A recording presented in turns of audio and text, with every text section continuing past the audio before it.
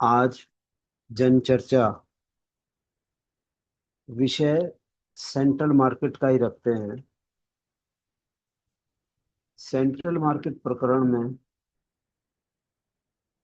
ये विषय हम इसलिए भी ले रहे हैं कि इस विषय का भी समाधान नहीं हुआ। समाधान की आवश्यकता है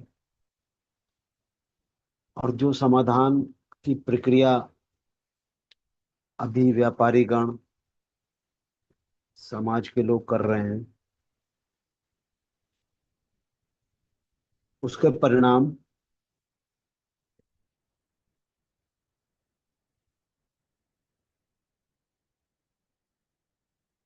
इतने उपयोगी हैं। इसको सकारात्मक बनाने की दिशा में पिछले एपिसोड में कुछ तथ्य और जानकारियां दी गई थी। आज कुछ और तथ्य और जानकारियां, कुछ विचार। अगर हम प्रकृति को देखें तो प्रकृति में मनुष्यता दो तरह से चल रही है। एक प्रकृति के विकास के साथ, प्रकृति के निर्भरता के साथ, और दूसरी मनुष्यता के समाजीकरण के साथ। प्रकृति की आत्मनिर्भरता सभी के लिए है, पशु हो, पक्षी हो, वनस्पतियां हो, पूरे संसार की। और मनुष्यता की प्रक्रिया प्रकृति के हिसाब से वही है, लेकिन मानव समाजीकरण के हिसाब से हम देखें तो यहाँ भी रोज परिवर्तन हो रहा है। प्रकृति में सेब पहले भी गिर रहा था, लेकिन न्यूटन ने सेब को गिरते हुए एक विचार दे दिया, एक दिशा दे दी। प्रकृति में सेब आज भी वैसे ही गिर रहा है, लेकिन मनुष्य के समाजीकरण में सेब का गिरना एक खोज हो गई और उसने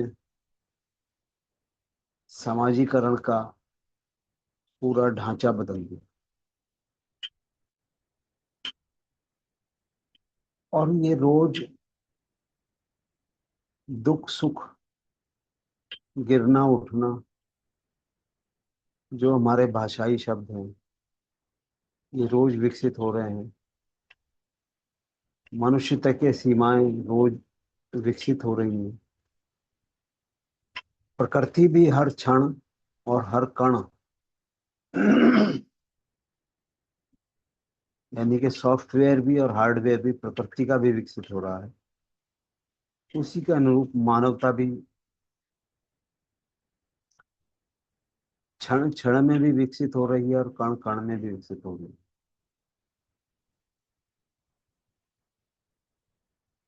कहीं कोई प्रकृति में डुप्लीकेसी नहीं है, पुनरावृत्ति नहीं है। हर चीज नई होती है। घटना सिखाती है और आगे बढ़ जाती है। मनुष्यता में भी यही है। हाँ, कुछ प्रकृति का भी असर है कि भेड़ें सब बराबर हैं, एक ही भेड़ आगे चलती है, बाकी सब उसके पीछे रहती है। मनुष्यता भी कुछ ऐसी ही है।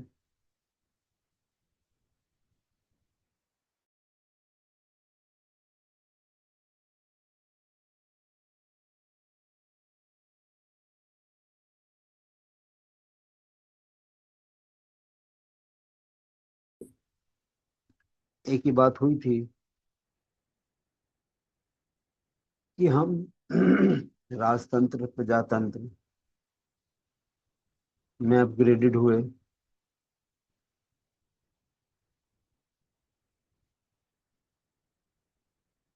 लेकिन प्रजातंत्र में हमने अपनी पूरी जिम्मेदारियां अभी तक नहीं संभाली, और ये आवश्यक है। इस तथ्य के संदर्भ में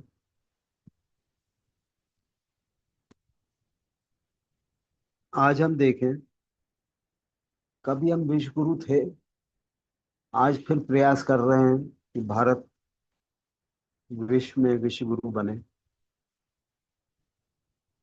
लेकिन हम छोटी मोटी बातों का बुरा मान जाते हैं। हालांकि बुरा मानने की आदत हमारी एक सामाजिक भाव है। कोई भी हमारी आलोचना कर दे, हमारी धर्म की आलोचना कर दे, हमारे रहन सहन की आलोचना कर दे, तो हम बुरा मान जाते हैं। अमेरिका के प्रेसिडेंट डोनाल्ड ट्रंप ने अभी हाल में ही कह दिया कि भारत और कुछ अन्य देश नरक जैसे हैं। बस हम बुरा मान गए। लेकिन हमें इस पर विचार करना होगा कि इस बुरा मानने के साथ हमें क्या दिशा मिल रही है। हमारी शिक्षा व्यवस्था, हमारी धार्मिकता, हमारी राजनीतिक व्यवस्था, देखते हैं, गहराई से सोचें कि भारत को नरक कहने के लिए ट्रंप की बात क्या दृष्टिकोण हो सकते हैं। हमारे देश में वैध अवैध के तरीके दूसरे देशों की तरह नहीं है। पृथ्वी पर, या जहां भी मनुष्यता अभी तक पृथ्वी पर ही मिली है, अपने अपने भौगोलिक क्षेत्र में मनुष्यता भी अलग अलग है। विचारधारा, धार्मिक स्थिति, कार्य संरचना, नियम। भारत में आप देखें तो आजादी के 70-75 सालों में, अभी 80 साल होने वाले हैं, सरकारें आती रहती हैं, जाती रहती हैं, लेकिन धारणाएं बराबर विकसित हो रही हैं। वर्तमान सरकारों की धारणाएं नई दिशा दे रही हैं। कहीं सतह पे काम होता है, कहीं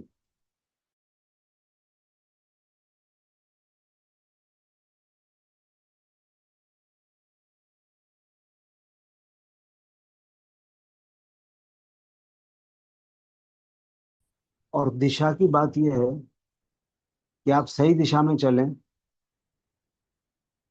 आपको कहीं जाना है, आप सही दिशा में चलें तो बड़ा सहज है,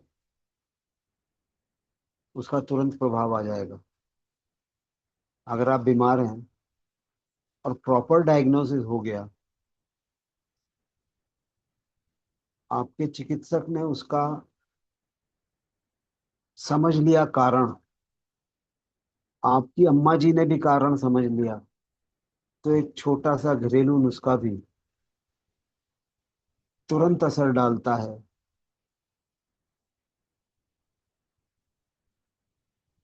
इसी चीज को सूंघना भी तुरंत असर डालता है, और अगर सही दिशा नहीं होती तो पूरी जिंदगियां पूरी हो जाती। जीवन के लिए चाहिए क्या? सबसे जरूर हमारी स्थिति देखें, सबसे जरूरी है पानी। आज आप पानी की स्थिति देखें, हम क्या कर रहे हैं।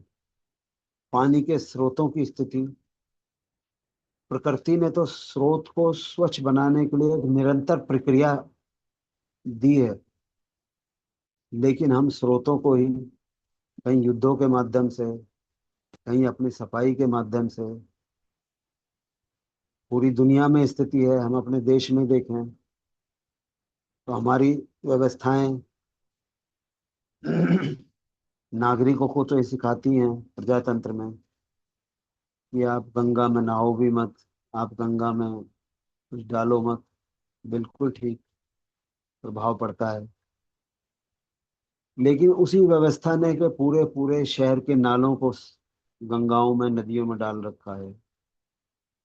उसी देश की व्यवस्थाओं ने, जहाँ समुद्री तट हैं, मद्रास है, बंबई है। पिछले दिनों मुझे बंबई का अनुभव हुआ। एक आदमी सीवर में डूब गया बारिश के दिनों में, उसकी लाश समुद्र में मिली।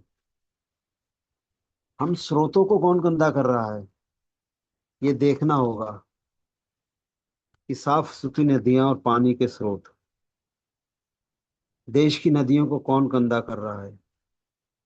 हमारी सरकारों का बजट 50 लाख करोड़ रुपए का शायद है, लगभग, जो सफाई पर खर्च किए जाते हैं।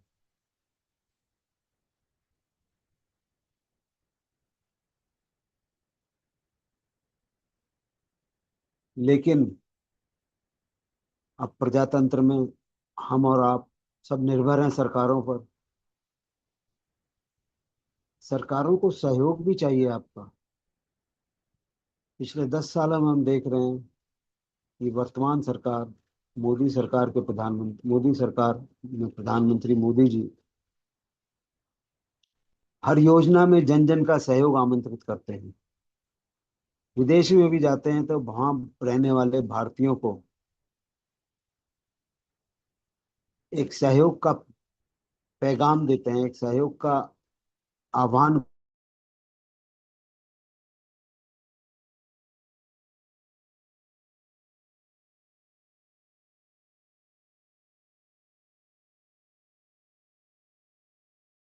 में एक्सपोर्ट करें, तो इस खाने को नहीं खाएगा। कई बार पिछले दिनों भोज्य सामग्री वापस आई है कि उनकी गुणवत्ता के हिसाब से नहीं हुआ।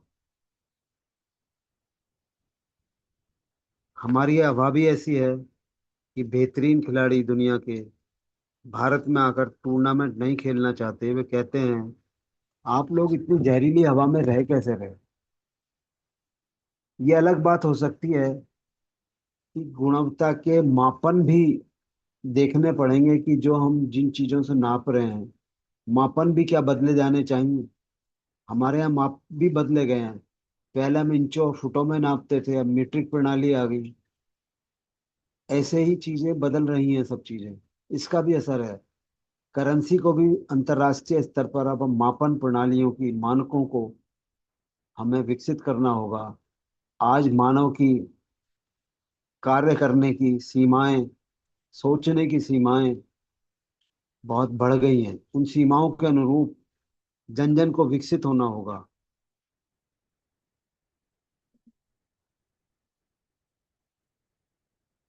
पिछले दिनों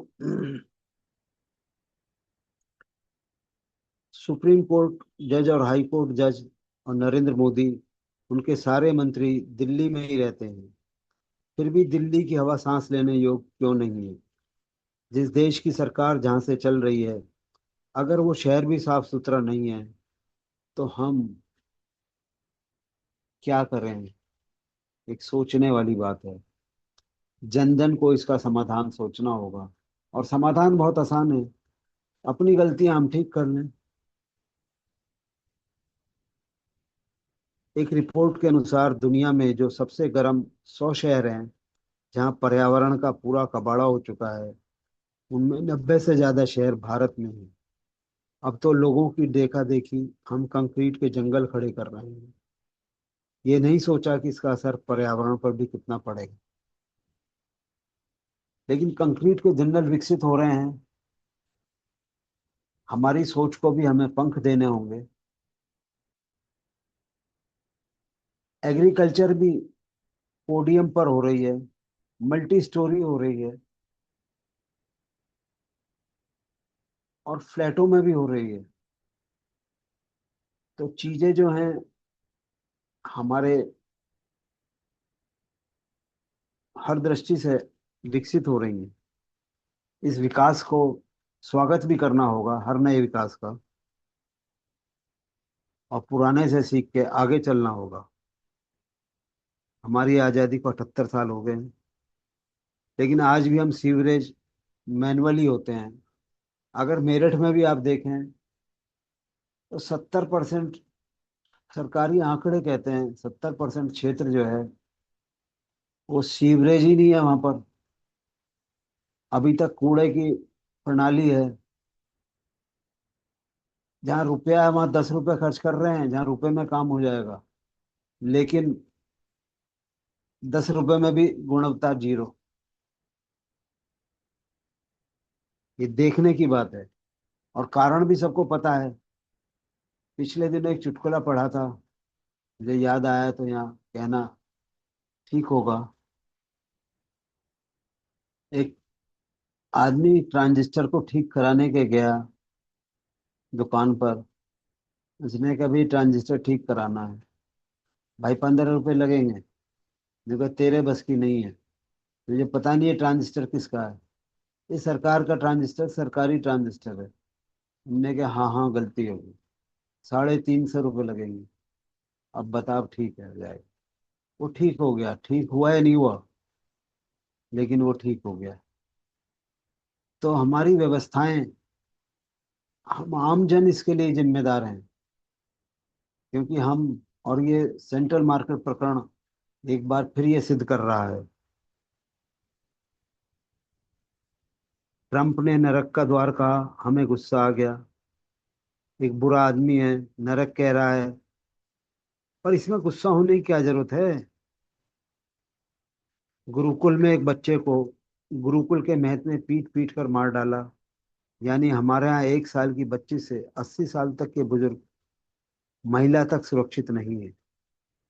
हमारी शिक्षा व्यवस्था दुनिया की टॉप 100 यूनिवर्सिटी में से हमारी एक भी नहीं है। हम पढ़ने के लिए बाहर जाते हैं, हमारे सरकारी स्कूलों का क्या हाल है। बस में ड्राइवर हमारी पहचान का है तो टिकट नहीं दिलेंगे, या ट्रेन में टीटी पहचान का है तो हम टिकट नहीं लेंगे। हालांकि पूरी तरह ऐसा भी नहीं है, हमारे यहाँ भी बहुत बाहर के बच्चे आते हैं पढ़ने के लिए, लेकिन फिर भी कुछ स्रोत हैं जिन पे हमें काम करने की जरूरत है। हम हर जगह जुगाड़ लगाते हैं, सिफारिशें लगाते हैं। कोरोना जैसी बीमारी के वक्त ऑक्सीजन सिलेंडर तक घर में स्टोर कर लेते हैं।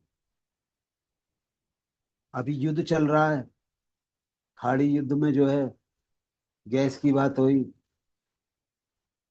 अल्टरनेट यूटिलिटी आप खुद भी कर सकते हैं, लेकिन हमने सड़कों पर शोर मचाना शुरू कर दिया। लाइफ सेविंग ड्रग्स को भी हम महंगे में बेचते हैं। नकली पनीर बेचते हैं, नकली दूध बेचते हैं, नकली जीरा और धनिया भी बेचते हैं। और हमारी जांच विभाग जांच करते हैं, और रिपोर्टें आती हैं कि 100 में 70 जांचें फेल हो रही हैं। लेकिन व्यवस्थाएं, हम 80 साल में सोचना शुरू किया है। अब इसको ठीक करना भी आपको ही होगा, हमें ही होगा। जब भी ये कोई हमें नरक जैसा कहता है, हमें आत्मचिंतन करना चाहिए। सेंट्रल मार्केट प्रकरण है, हमें आत्मचिंतन करना चाहिए कि हम जो घटिया काम करते हैं उन्हें कैसे ठीक करें। धर्म के प्रति जो हमारा नफरत का माहौल बनाया जा रहा है, इसमें कहाँ गलती हमारी हो रही है। जातिगत भेदभाव क्यों हो रहा है, कारण सबको पता है। अभी आगे और चर्चा करेंगे। जातियां कार्य की दृष्टि से, विकास की दृष्टि से बनाई गई थी। हमारा धर्म, हमारा संविधान धर्मनिरपेक्ष है, लेकिन कोई भी काम हम करते हैं बिना जाति के द्वारा पूछे नहीं करते। हमारा पूरा संविधान, चुनाव भी जातियों के हिसाब से होते हैं, और वो भी कुछ हद तक हमें करना चाहिए। बड़ी बड़ी पोस्टों पर जब हम आरक्षण ही कर रहे हैं तो घंटों के हिसाब से आरक्षण करना चाहिए, कि भाई प्रधानमंत्री की पोस्ट पर 24 घंटे में 2 घंटे इस जाति का आदमी बैठेगा, 1.5 घंटे इस जाति का आदमी बैठेगा, आधा घंटे जाति के उसके हिसाब से घटना का बैठेगा। राष्ट्रपति की पोस्ट, बड़ी बड़ी पोस्टों पर घंटों के हिसाब से, जहाँ हम एक ही आदमी बैठना है। जो संस्थानों में मालिक के स्थान पर जो उसका निर्णायक है, डिसीजन मेकर्स पर, तो बैठाना चाहिए। गलतियां अपनी तभी सुधरेंगी। हमारी लोकसभा में कैसे कैसे लोग बैठे हैं। अपराधीकरण का सरकारी आंकड़े बताते हैं, उनकी शैक्षिक पात्रता सरकारी आंकड़े बताते हैं, और टेलीविजन पर हमारी विधानसभाओं और लोकसभाओं और संसदों का जो लाइव टेलीकास्ट होता है, वो सब देखते हैं। एक आम आदमी भी, एक छोटा बच्चा भी देखता है कि इसका क्या स्तर है। खास आदमी कितना क्या कर रहा है देश की बर्बादी के रास्ते पर, प्रदूषण के रास्ते पर, कहाँ क्या कुछ हो रहा है। हमारे यहाँ फर्जी यूनिवर्सिटी हैं, फर्जी हॉस्पिटल हैं, फर्जी दवाइयाँ हैं। हमारे सारे समाज के बारे में सोचने वाले लोग मुट्ठी भर ही हैं, जिनकी सामाजिक सोच अच्छी हो और दूसरों के प्रति दया धर्म की भावना रखता हो। उनकी संख्या कितनी है? अगर हम खुद को नहीं बदलेंगे तो फिर सुधरेंगे कैसे? अगर हमें सचमुच अपने देश की फिक्र है तो हम अपने देश के प्रति ईमानदार, जिम्मेदार नागरिक बनना होगा। पर्यावरण को सुधारने के लिए हमें खूब सारे पेड़ लगाने होंगे। पोडियम पर पेड़ लगाने होंगे, घरों में पेड़ लगाने होंगे, छतों पर पेड़ लगाने होंगे, दीवारों पर पेड़ लगाने होंगे। और बड़ा सहज और सरल हो गया है अभी।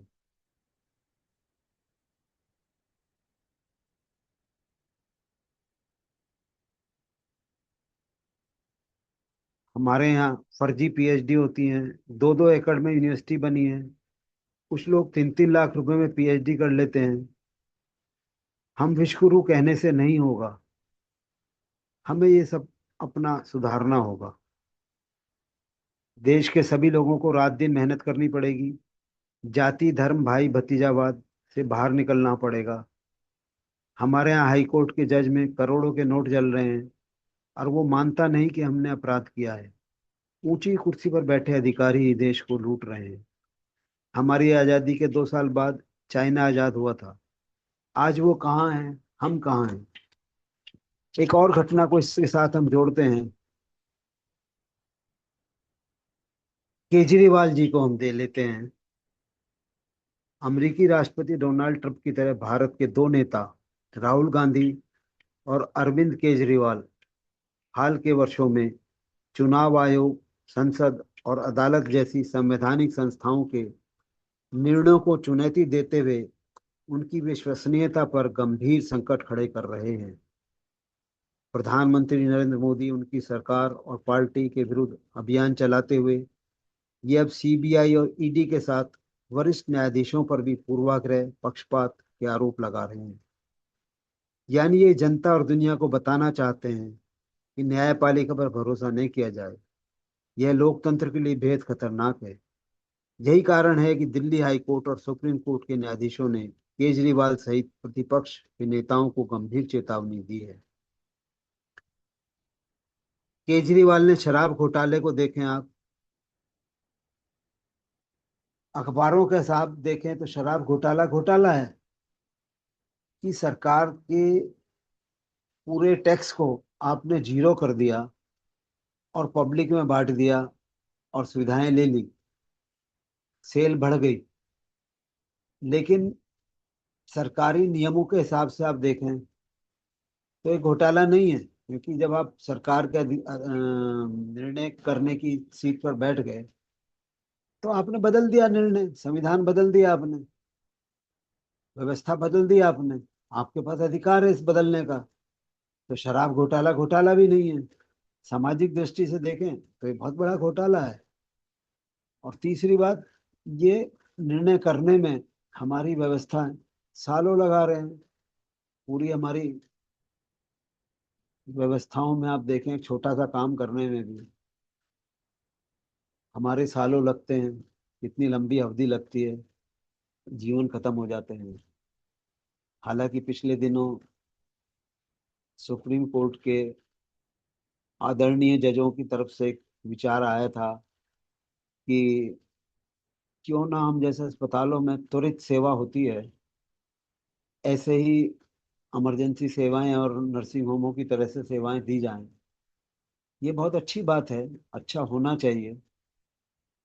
और है भी ये, जो समझौता के लिए आर्बिट्रेटर होते हैं, उस व्यवस्था हमारी है। लेकिन उस व्यवस्था को आप हम विकसित करें प्राइवेट स्तर में और स्तर में। भाई निर्णय हो गया, अभी इस पर फाइनल मोहर लगाओ जी, ये हो सकती है, होनी चाहिए, अच्छी बात आई है। केजरीवाल साहब ने शराब नीति का हम उदाहरण लेते हैं, जजों के साथ जो भी चल रहा है, ये सबको मालूम है, ताजी घटना है। भारतीय लोकतंत्र में न्यायपालिका को संविधान का संरक्षक माना गया है, और इसीलिए न्यायपालिका को बहुत सारी ऐसी सुविधाएं हैं जो वहां भी उन सुविधाओं का, जैसे अवमानना है, मेरठ की जो ये अपना सेंट्रल मार्केट प्रकरण है, इसमें हमें ऐसा प्रतीत होता है कि जो मूल विषय है आवासीय भवनों में व्यवसायीकरण करना, ये स्वाभाविक स्थिति है, पूरे देश में है, पूरी दुनिया में भी है, और बहुत सारे नियमों भी में ये स्थिति है। पिछले दिनों कुछ नियम बदले भी गए हैं, लेकिन किसको कहें, कह नहीं सकते। जनप्रतिनिधियों से भी बात होती है, वो भी अदालत को नहीं कह सकते। आम आदमी की क्या हिम्मत है। अभी तो केजरीवाल साहब तो राहुल गांधी कह रहे हैं, तो शायद हम भी इतना कह पा रहे हैं, नहीं हिम्मत तो हमारी भी नहीं है, हम भी तो एक आम आदमी हैं। लेकिन सद्भावना समिति के माध्यम से इसके प्लेटफॉर्म पर एक प्रयास किया कर रहे हैं केजरीवाल जी और राहुल गांधी जी के और ट्रंप जी के बातों को लेकर। और पिछले दिनों एक लॉ स्टूडेंट हर्षवर्धन जी के को देखकर, अब ये हमें और आपको जन जन को विकसित होना पड़ेगा कि वो इन चीजों को देखें और राजनीति को देखें कि हमें क्या करें। बड़ा आसान है राजनीति को आप देखिए, जब सरकार में पहुंच गए तो राजनीतिक के वहां निर्णय करने चाहिए, सड़क पे उन्हें अधिकार के, सड़क पे अगर राजनीतिक मंत्री और अधिकारी ये सड़क पे आंदोलन करते हैं तो ये तो अपराध घोषित होना चाहिए। उन्हें सड़क, संसद दी है काम करने को, वो सड़क पे आंदोलन कर रहे हैं, लेकिन व्यवस्था चल रही है। संसद में सारे लोग चुने गए हैं इस कार्य के लिए कि वो अपने अपने क्षेत्र में सेवा करेंगे, लेकिन वहां जाके हमने व्यवस्था बना दी कि सब विपक्ष, आधे लोग विपक्ष के हो गए, कुछ लोग विपक्ष के हो गए, कुछ लोग पक्ष के हो गए, वो प्रतिपक्ष है। हम भाषा को नहीं समझ पा रहे, और भाषा को, भाषा की गुणवत्ता को ना समझने से हम विपक्ष, आपने कहा मैं विपक्ष में आपके साथ काम करने लगा, उनकी कोई गलती नहीं। शब्दों का चयन तो जो है हमारे निर्णायकों ने किया। आज इस विषय में इतना ही रखते हैं, और इस विषय पे सोचने के लिए है कि राग द्वेष से इन दोनों को साथ लेके हमें चलना पड़ेगा, दुख और सुख को, तभी हम अपने को दिशावान बना पाएंगे। और जन जन को विकसित होना होगा। अगर हम अपने देश की हर एक नागरिक को, और इसी के लिए सद्भावना समिति ने एक जन जन सहयोग अभियान हर दृष्टि में शुरू किया है, और इसमें हमें विरोध नहीं करना सरकारों का, इसमें हमें सहयोग करना है और उनको मार्ग बताना है। अपने जनप्रतिनिधि के माध्यम से हमारा ये प्रयास है। और मेरठ में तो हमारे जनप्रतिनिधि, हम रामायण के माध्यम से अच्छी अच्छी बातें सिखाते हैं, और रामायण के एक कलाकार हमारे एक जनप्रतिनिधि हैं, तो हमारे लिए ये शुभ अवसर है, एक बड़ा अच्छा अवसर है कि वो पूरे देश को एक अच्छा मार्ग दिखा सकते हैं। और हम उनके माध्यम से प्रयासरत हैं, सभी जनप्रतिनिधियों के माध्यम से, कि हम अपने देश के लिए कुछ सेवा कर सकें, कुछ समाज के लिए। और सभी जन जन को भी आमंत्रित करते हैं कि वो हमें इस दिशा में मिलजुल कर काम करें, सहयोग करें। और विकास को, एक एक जने का विकास होगा तभी देश का विकास होगा, एक एक देश का विकास होगा तभी पूरी मानवता का और दुनिया का विकास होगा, जो बड़ा आज आवश्यक है।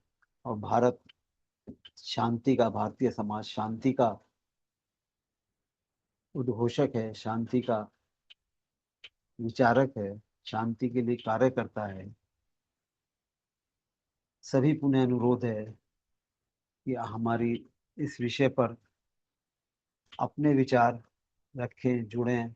और सेंट्रल मार्केट का समाधान आपके पास है, बड़ा सहज और सरल, कि आप अपने सारे तथ्यों को अलग अलग व्यक्तिगत रूप से बनाएं, और व्यक्तिगत भी और सामूहिक रूप से अपने शीर्ष नेताओं के माध्यम से, जनप्रतिनिधियों के माध्यम से, अपने व्यापारी संगठनों के माध्यम से सही रूप से प्रस्तुत करें, सहयोग करें सरकार को, सरकारी विभागों को।